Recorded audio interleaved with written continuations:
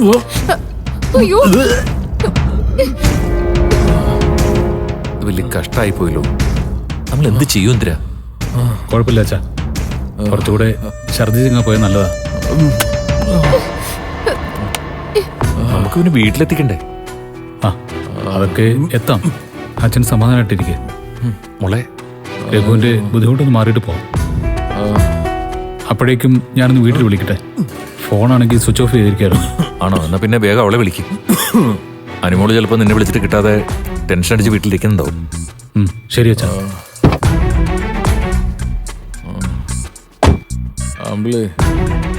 രഘുവേട്ടാ, രഘുവേട്ടാ, രഘുവേട്ടാ.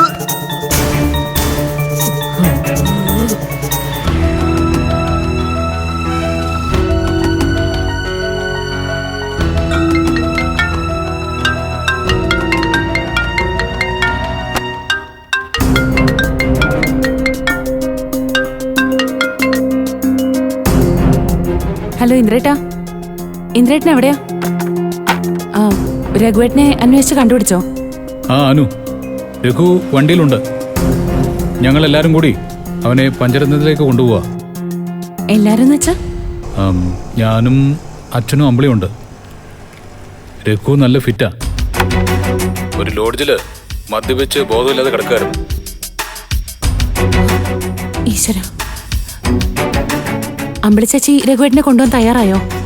പിന്നെ അമ്പിളി മുൻകൈ എടുത്താ കൊണ്ടുപോകുന്നേ. വലിയ ബുദ്ധിമുട്ടായിരുന്നു. കുറച്ചു നേരമായിട്ട് രഘു ഛർദ്ദിക്കാനും തുടങ്ങി. വണ്ടി ഒരിടത്ത് ഒതുക്കിയിടുമായിരുന്നു. അപ്പോഴാ ഞാൻ വിളിച്ചത്. രഘുവേട്ടനെ പഞ്ചരത്നത്തിൽ എത്തിച്ചിട്ട് ഇന്ദ്രേട്ടൻ ഇന്ന് തന്നെ തിരിച്ചു വരുമോ? ആ, വേറെ പ്രശ്നമൊന്നുമില്ലെങ്കിൽ ഞാൻ ഉടനെ മടങ്ങും. നാളെ നമുക്ക് യാത്ര ഉള്ളതല്ലേ. അതെ ഇന്ദ്രേട്ടാ, ഞാൻ ചോദിച്ചെന്താന്ന് വെച്ചാ അമ്മ ഇപ്പോഴേ ഇവിടെ ചൊറിച്ചിൽ ആരംഭിച്ചിട്ടുണ്ട്. നീ അതൊന്നും മൈൻഡ് ചെയ്യണ്ടാനു. ഞാൻ ഇന്ന് തന്നെ വരാൻ നോക്കാം. എന്തായാലും നാളത്തെ യാത്ര മുടങ്ങില്ലെന്ന് ഉറപ്പാണ്. ആ, രഘു ഒക്കെ എന്ന് വന്നു. ഞാനൊന്ന് വെക്കട്ടെ. ശരി ശരി. അച്ഛനോടും അമ്പിളി ചേച്ചിയോടും പറഞ്ഞേക്ക്. ആ, പറഞ്ഞേക്കാം.